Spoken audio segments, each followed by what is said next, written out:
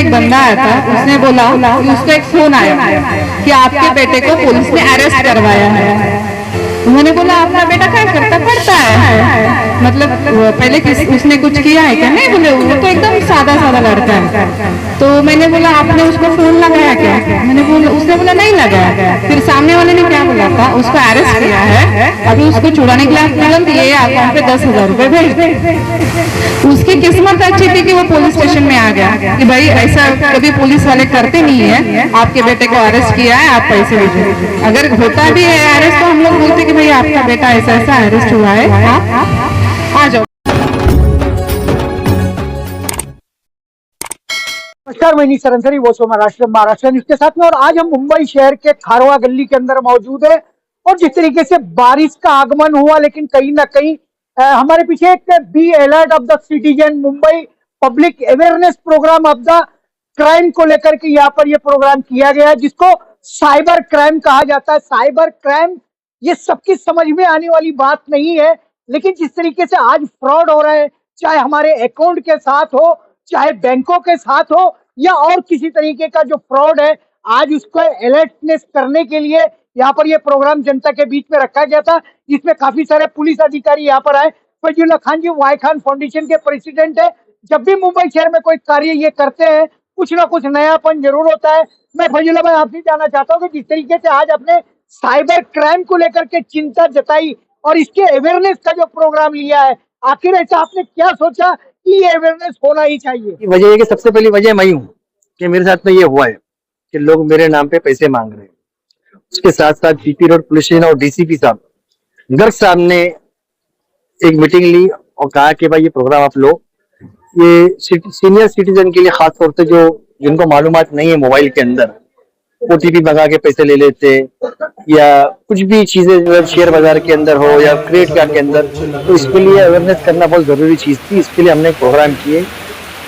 Y Khan foundation एक कोशिश, और हमारे वाई खान फाउंडेशन के पूरे ग्रुप ने मिलकर ये प्रोग्राम सक्सेस किया। और या खारवा गली के जितने मेंबर है उन लोगों ने बहुत मेहनत की, भरी बारिश के अंदर इतना जोरदार काम किया उन लोगों ने कि बारिश आई तो भी इन लोगों ने बहुत डटे रहे, यहाँ से हिले नहीं, और लोगों को खास तौर से अवेयरनेस दिया कि अपने मोबाइल को संभालो और मोबाइल का जो उपयोग सही तरीके से करो। जैसे आजकल हिंदू मुसलमान का बहुत मामला चल रहा है, गलत गलत वीडियो डालते हैं, तो इसके लिए पुलिस ने उनको भी अवेयरनेस किया कि देखिए बहुत सारे त्योहार आ रहे, मुहर्रम आ रहा है, गणपति आ रहे, तो आप मिलजुल के रहिए। किसी भी कोई भी गलत मैसेज अगर दे तो उसके लिए आप डायरेक्ट पुलिस स्टेशन जाइए, ना कि कोई आपस में लड़ाई झगड़ा करिए। और ये खास तौर से प्रोग्राम इसके रखा गया। चलिए, जिस तरीके से वाईकन फाउंडेशन की एक पहल जो होती है वो कोई नई पहल नहीं है, बल्कि एक अलग तरीके की पहल होती है। साइबर क्राइम को लेकर के अलर्टनेस तो होना चाहिए। Very difficult of the technology of the India, आज कुछ भी हो सकता है इस टेक्नोलॉजी के माध्यम से। यहाँ पर और भी लोग हैं, मैं मामू आपसे जानना चाह रहा हूँ कि जिस तरीके से पुलिस अधिकारियों ने जो जानकारियां दी, क्या वो जानकारियां आपको समझ में आई कि आपको किस तरह से अलर्ट रहना चाहिए? जी हाँ, ये सब बहुत अच्छी जानकारी दी है, बहुत अच्छी तरीके से समझाए, और लोगों को ये बताया गया है कि आजकल मोबाइल का जो इस्तेमाल हो रहा है गलत हो रहा है, तो उस पर ध्यान रखिए। उसके अंदर कोई भी अननोन नंबर जो आता है उसको आप एक्सेप्ट नहीं कीजिए, वो सब हटा करके। और दो चीजें, बच्चों को ज्यादा करके मोबाइल के अंदर गलत इस्तेमाल, अननोन नंबर पे ये सब का इस्तेमाल ना कीजिए। और कोई भी अगर ऐसी बात होती है तो पुलिस को उनका हेल्पलाइन नंबर दिया गया है, उनके ऊपर नंबर पे कंप्लेंट कीजिए और पुलिस की हेल्प लीजिए। पुलिस की हेल्प लीजिए। और भी लोग हैं, मैं आपसे जानना चाह रहा हूँ कि क्या लगता है कि आज का जो टेक्नोलॉजी का दौर है, और कहीं ना कहीं टेक्नोलॉजी पॉपुलर हो ही रही है, लोग आज टेक्नोलॉजी के बगैर नहीं जी सकते, लेकिन मोबाइल नहीं होगा तो नहीं चलेगा। क्या लगता है कि कैसे अलर्ट रहेंगे लोग? देखो, सबसे पहले तो ये जो हमारे वाई खान फाउंडेशन के जो फैजुल्ला खान साहब है, शकील भाई और इनकी जो पूरी टीम है, ये करने के पीछे एक मकसद था।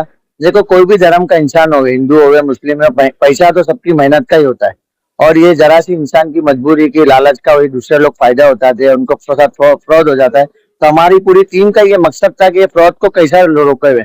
आज हमारे ये करने से कितने लोग अलर्ट हो जाएंगे, तो उनकी कितनी मेहनत के पैसे बच जाएंगे।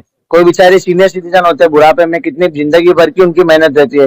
कोई बेचारे प्रेग्नेंट औरतें हैं, उनको कुछ लालच दिया जाता है, किसी को दिया जाता है कि आपका बैंक अकाउंट में ये हो गया, आप ओटीपी दीजिए। ये मेरी आपके चैनल से रिक्वेस्ट है क्या प्लीज अगर आपके बैंक के रिलेटेड कुछ भी हो, आपको क्रेडिट कार्ड हो, ओटीपी हो, आप उनसे सामने बोल दिए कि भाई मेरे पास में जो भी मेरा ब्रांच है बैंक का, मैं उधर जाके ओटीपी दूंगी। कोई भी आया कि आपके डिलीवरी का सर आपका ओटीपी है, प्लीज, क्योंकि ये सारा खेल जो होता है ना ओटीपी के ऊपर होता है। ज्यादा से ज्यादा ओटीपी किसी को भी मत देना है। अगर आपका कुछ ओटीपी है, डॉक्यूमेंट है, जाके आप खुद पर्सनली जाके जो ब्रांच है उधर पे जाके जमा कराइए। और जितना भी हो सका मोबाइलों पे जो वीडियो कॉल आते हैं अननोन नंबर से, वो वीडियो कॉल ना उठाए। और बहुत सारी चीजें जो है हमको खुद हमारा थोड़ा दिमाग भी इस्तेमाल करना पड़ता है कि भाई हमारे को लोग इतना दे रहे तो हमारे ऐसी क्या हमारा इतने अंदर इतनी क्या है, क्या लोग हमारे पे इतना फिदा हमको पैसा दे रहे, डबल करने की बात कर रहे, फेसबुक पे इधर उधर आ रहे कि सर इतना इन्वेस्ट करिए, उतना इन्वेस्ट करिए। तो हमको खुद हमारा दिमाग भी इस्तेमाल करना है और ये सब चीजों से खुद भी बचना है और दूसरों को भी इस बात को बताना है। जिस तरीके से हम साइबर क्राइम की बात करें, लेकिन एक क्राइम जो है 2024 में खुल करके सामने आया है। शकील भाई यहाँ पर है, नमाजी आदमी है, और इसीलिए ये सवाल इनसे बनता है कि आज जिस तरीके से हज और उम्रा के नाम पर लोगों को टूरिस्ट वीजा देकर के 1.5 से 2 लाख लोग आज हाजी मक्का मदीना के अंदर सड़कों पर देखे गए, जिस तरीके से उनकी बेहुरमती हुई है और जिस तरीके से करोड़ों रुपए का फ्रॉड हुआ है मुस्लिम कम्युनिटी के साथ। शकील भाई, अलर्टनेस तो हो रही है, साइबर क्राइम की हो रही है, लेकिन मुसलमानों में ये अलर्टनेस कब आएगी कि जहां जाने के लिए लोग पल पल का इंतजार करते हैं और वहां जाकर के फंसाने वाले लोग उनको फुटपाथ पे रहने के लिए, मरने के लिए मजबूर कर देते। कितने लोग वहां मर चुके हैं, इसके लिए आप क्या कहोगे? हकीकत में बहुत ही दुख और तकलीफ के साथ में जो हजारों लोग मारे गए, मतलब वो सदमा तो आप बयान कर ही नहीं सकते जो तकलीफ हुई।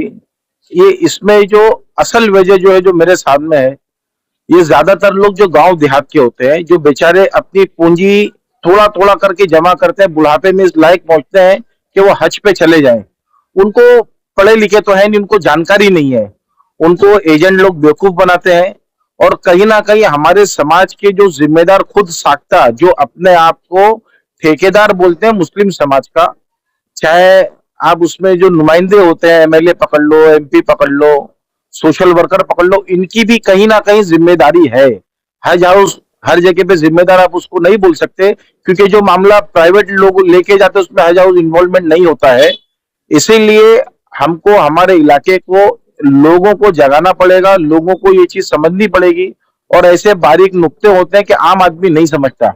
शकील भाई, मैं ये जानना चाह रहा हूं कि जिस तरीके से सऊदी गवर्नमेंट ने रूल्स और रेगुलेशन जो रेगुलेटरी बनाई हज को लेकर के और लोगों को मक्के से मदीने से बाहर कर दिया गया, क्या उन्होंने सही किया या गलत किया? देखिए, उनकी मजबूरी है, सही गलत का फैसला तो मैं किसी के दिल में झांक के नहीं कह सकता, लेकिन जहां पे सिस्टम को फॉलो करने की बात आएगी, डिसिप्लिन की बात आएगी, अगर वो वहां पे चलाएंगे, जुमले को आप समझ लिए कि यार चलो आ गया है, मजबूर है, चला लो, तो उनका जो सिस्टम हो तहस नहस हो जाएगा।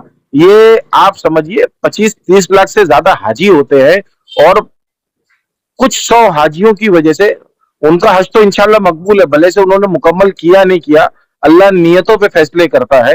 पता नहीं किसने किस पैसे से कैसी नियत करके जमा किया, उनको तो इस तरह का स्टेप लेना ही पड़ेगा। अगर वो नहीं लेंगे तो उनका सिस्टम जो है ना धर्म भरम हो जाएगा। चलिए, जिस तरीके से शकील भाई ने कहा, लोग जो है दोषी तो लोगों को बता रहे हैं कि फलानी कंट्री ने रूल्स और रेगुलेटरी ऐसी बनाई, वो दोषी है, ये दोषी है, लेकिन मैं खुद उसका कितना दोषी हूं, मैं खुद उसके लिए कितना जिम्मेदार हूं जो मेरी हालत हुई है। लेकिन यहाँ पर कहीं ना कहीं अलर्टनेस की बात चल रही है। शैलेश भाई यहाँ पर है। शैलेश भाई, मैं तुम्हारे से जानना चाह रहा हूँ कि आज इस तरीके का अलर्टनेस का जो यहाँ पर साइबर क्राइम को लेकर के प्रोग्राम लिया गया है, क्या लगता है कि कितना अलर्टनेस लोगों के अंदर आया है?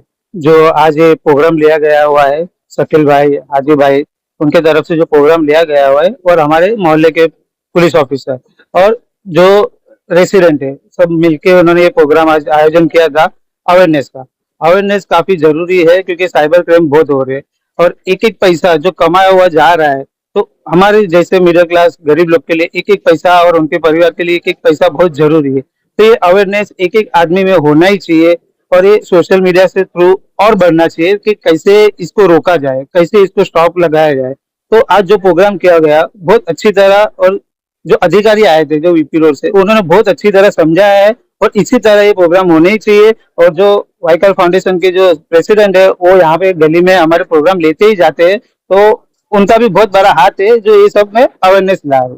चलिए, जिस तरीके से बात चल रही है अवेयरनेस की, अवेयरनेस होना ही चाहिए। लोगों ने मोबाइल तो 1 लाख, 2 लाख, 3 लाख रुपए का खरीद लिया है, लेकिन वो सिर्फ शौक है, उसकी जानकारियां जब तक टेक्नोलॉजी की नहीं है, कहीं ना कहीं उसी में एक फ्रॉड छुपा हुआ है जिसको साइबर क्राइम कहते हैं। मैं फजील भाई आखिरी सवाल आपसे ले लूंगा कि आपने बहुत अच्छा स्टेप लिया है आजकल जागरूकता लाने के लिए, क्योंकि साइबर क्राइम कब कहां और कैसे हो जाएगा, कब आदमी बेवकूफ बन जाएगा, उसको खुद को ही पता नहीं है। तो ये अवेयरनेस का जो प्रोग्राम है, ये क्या इस तरीके से आप चलाते रहोगे या ये सिर्फ आज के दिन के लिए दिखावा ही था? ये मैं पूरे मुंबई में चलाऊंगा, साउथ मुंबई में नहीं, पूरे मुंबई में चलाऊंगा।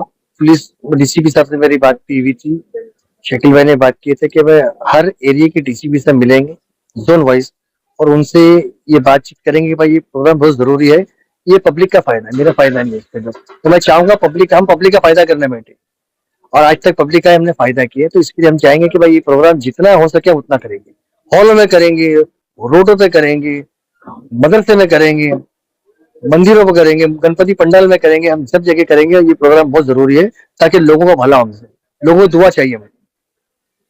चलिए, जिस तरीके से आज हम कह रहे हैं कि हमें एजुकेशन की बहुत जरूरत है, पढ़ाई लिखाई की बहुत जरूरत है, सारे लोग भारत में पढ़े लिखे नहीं है, लेकिन हर आदमी की ये ख्वाहिश जरूर है कि मुझे एक अच्छा मोबाइल मेरी जेब में होना चाहिए। उसका परिणाम क्या होगा वो उसको भी नहीं पता है, लेकिन कहीं ना कहीं लोग आज साइबर क्राइम के नाते तरह तरह से मेंटली टॉर्चर हो रहे हैं। बहुत सारे लोग जो है वो जेल भी जा रहे हैं, क्योंकि जिस तरीके से निगेट फोटोज को लेकर के, वीडियोस को लेकर के लोगों पे केसेस दर्ज हो जाते हैं। कुछ लोगों के अकाउंट में अभी 4 दिन पहले मेरे एक फ्रेंड के अकाउंट के अंदर 2 करोड़ रुपए का ट्रांजेक्शन हुआ, जो 4 दिन के अंदर वापस चला जाता है और पुलिस की उनको नोटिस भी आ जाती है। अब बताइए, जिसको पता ही नहीं कि मेरे अकाउंट में क्या आया और क्या नहीं आया, ऐसे लोगों को अलर्ट टेस्ट करना ही पड़ेगा, जानकारियां देनी ही पड़ेंगी, वरना एक तरफ हम क्राइम करके लोग जेल जाते थे, अब क्राइम करने का अड्डा हमारी जेब में मौजूद है। इसको भी जानना बहुत जरूरी है। और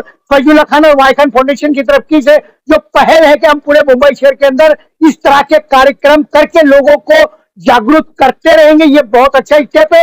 आने वाले दिनों में ये स्टेप और कितना आगे बढ़ेगा, किस तरीके से लोग जागरूक होंगे इस टेक्नोलॉजी को लेकर के, उस पर भी हम चर्चा करते रहेंगे। फैजुल्ला खान जी और आप सारे ही लोगों ने आज साइबर क्राइम के अलर्टनेस को लेकर के इस एरिया के अंदर बात की, उसके लिए थैंक्स और धन्यवाद।